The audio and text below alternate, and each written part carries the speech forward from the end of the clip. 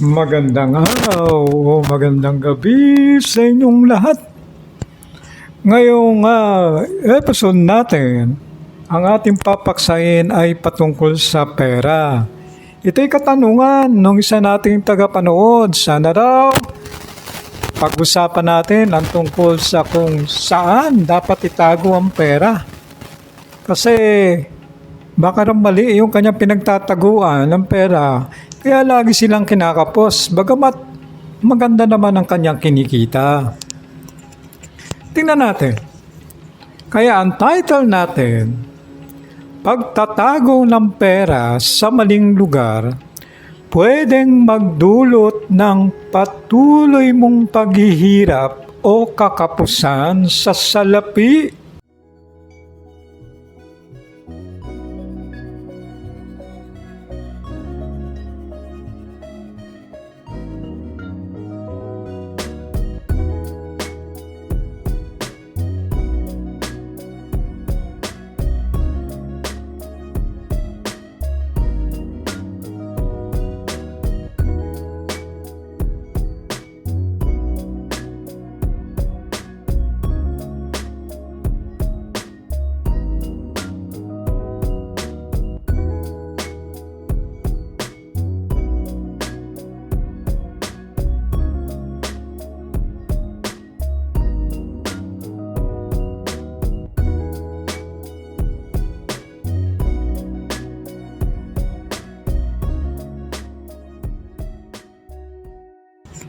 Lagi na at isa sa mga nauunang isang guni ng ating mga kababayan sa inyong lingkod ay ang tungkol sa pera.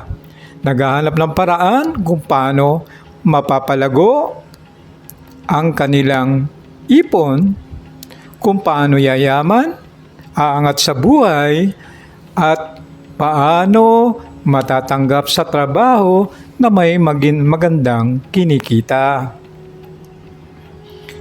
Kasunod dito, ang tungkol sa aspetong pag-ibig, kung paano mapapaibig ang isang taong kanyang minamahal, pagiging tapat at hindi magkakahiwalay.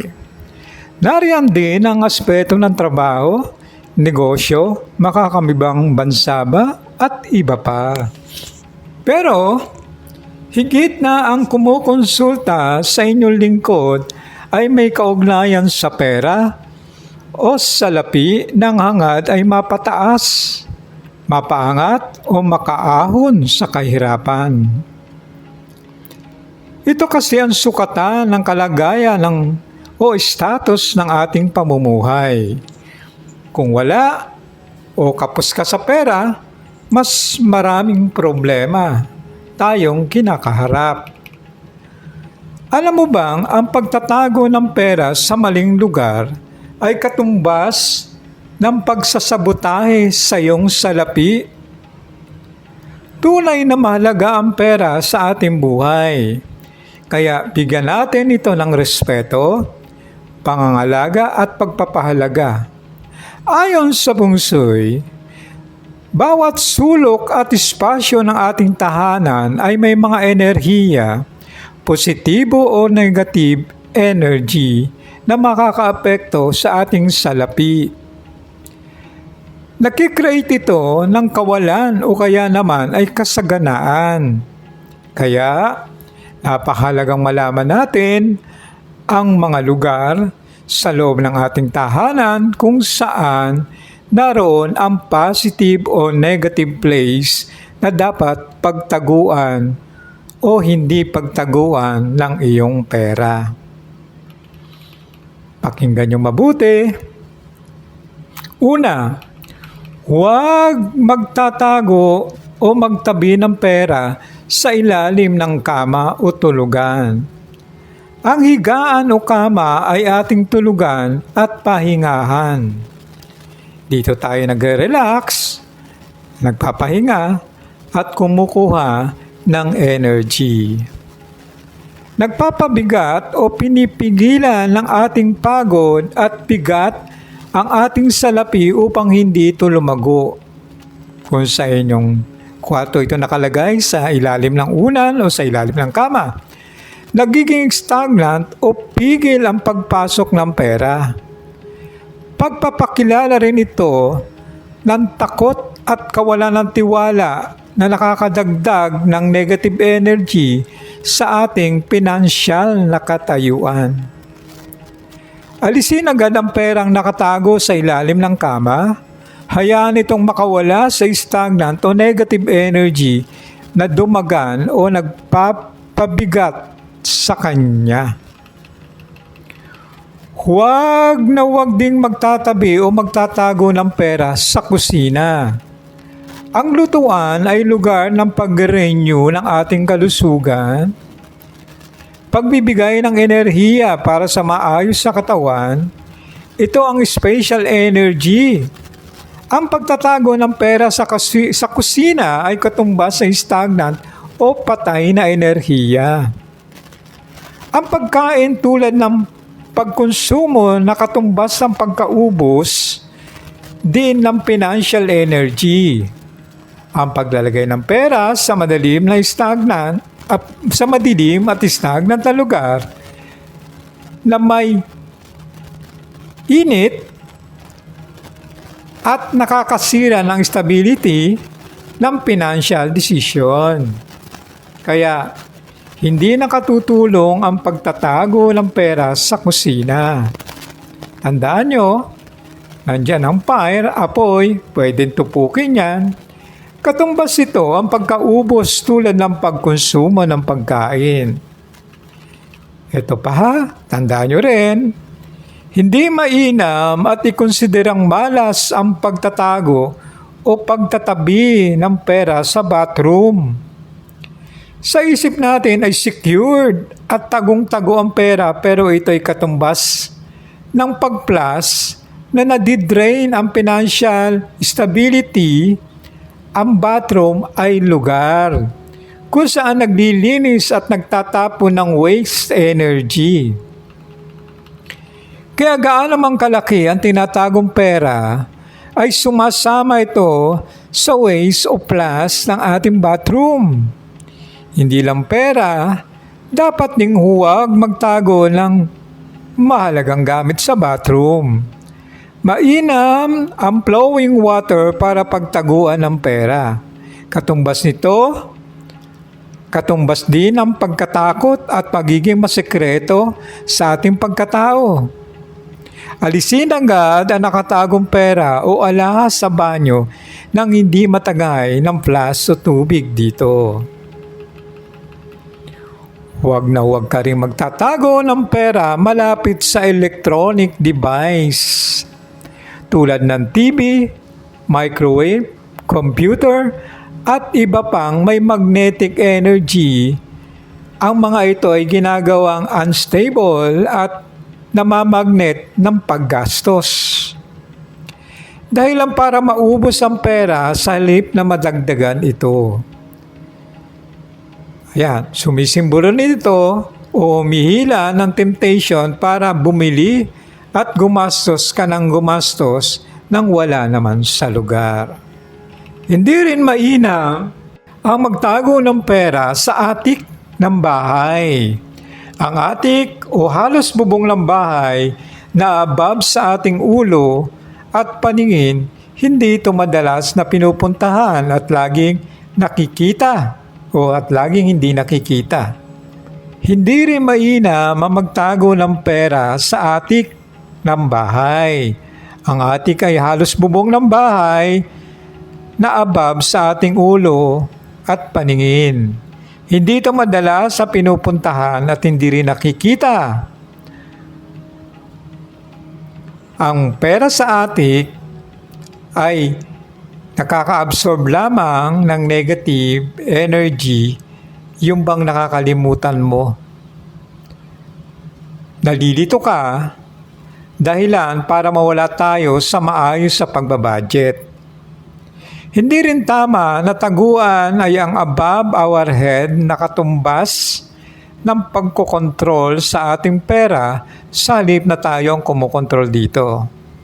Dapat lagi itong kayang abutin, nasa secured na tabihan Ang prosperity ay dapat naabot kamay lamang. So huwag kayong magtalagay ng taguan ng pera na mas mataas sa inyong ulunan. Huwag ding magtago ng pera sa garahe, kung saan makakahalo ito sa mga patapon o lumang kagamitan. Lugar ito ng translation kung saan ang magamit ay labas-masok. Kung dito itatago ang pera, hindi magiging unstable ang kondisyon ng pananalapi. Tambakan din ito ng mga luma at hindi ginagamit na ma-absorb ng tinatagong pera na nagiging undervalue o nawawala ng halaga. Ang pera, ang garahe ay kinukonsiderang in motion na magresulta din sa kawalan o paglabas ng pera. Ang opisina o desk ay hindi magandang pagtaguan ng pera.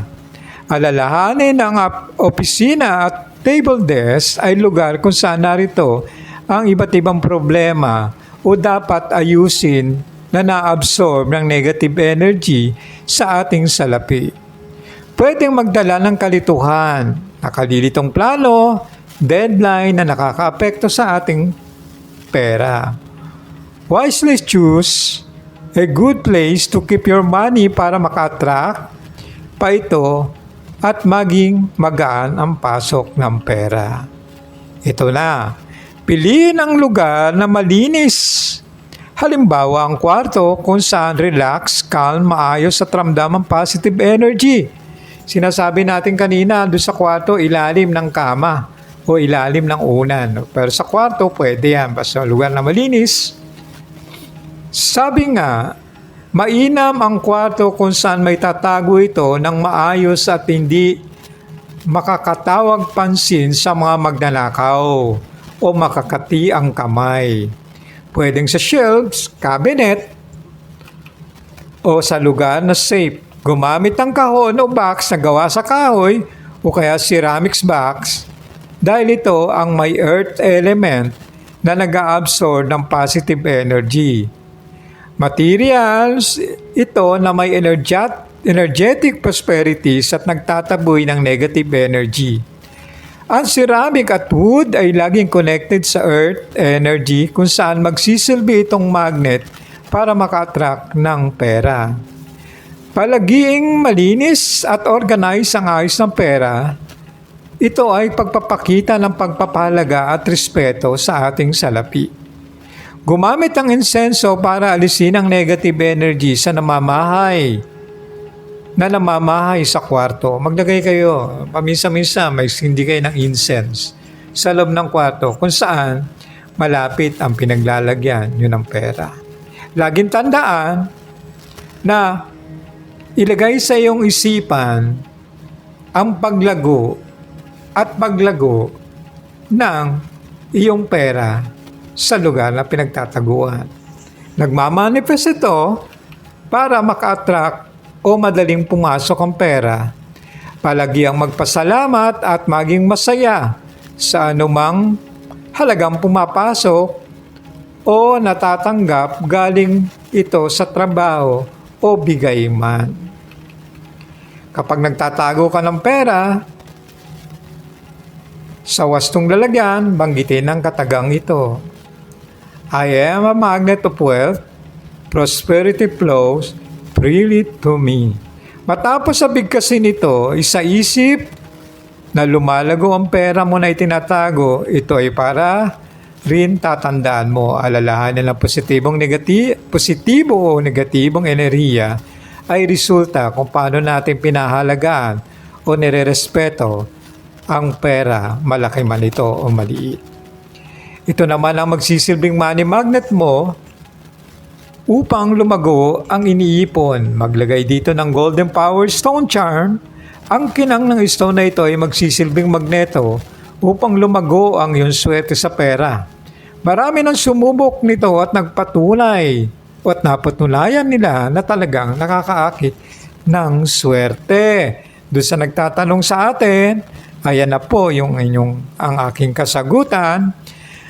Dumako naman tayo sa pasasalamat. isa na naman sa ating taga-subaybay ang labis na nagpapasalamat dahil maganda ang resulta nung ginawa nating pagpupunsoy sa kanya. Siya po ay taga dyan sa Baguio City. At sabi niya sa atin, sayang at hindi niya ako inabutan dun sa Crown Hotel kung saan daw ako tumuloy dahil personal sana siya magpapasalamat dahil napakaganda ng pangyayari dun sa kanilang negosyo matapos itong maipunsoy ng inyong lingkod. At isa pa sa nagpapasalamat ay itong si Aida Rosales. Sabi niya sa atin, taga Nueva Ecija siya at nakakuha sa atin ng Energizer Magnetic Power Pendant at maganda ang naging resulta nito.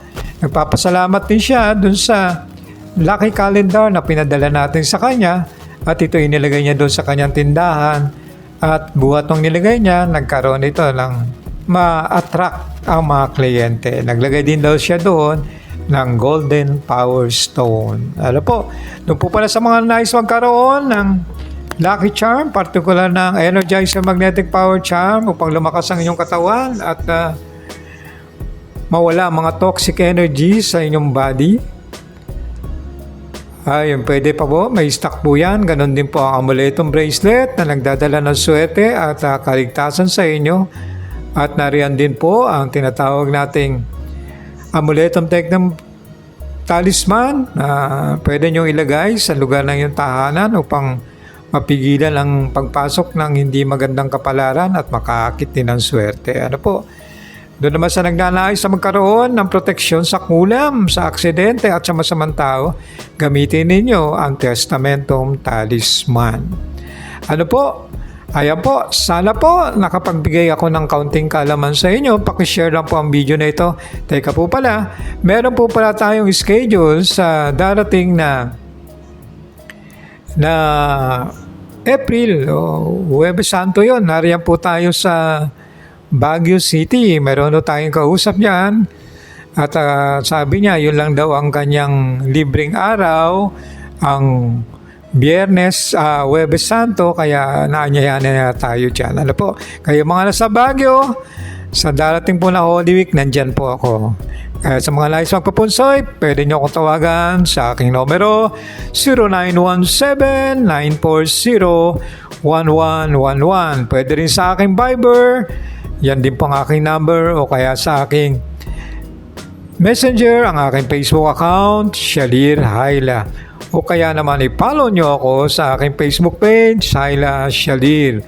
Available pa rin po ang librong Sekretong Oculus, ang librong magbibigay ng swerte at kaalaman sa inyo.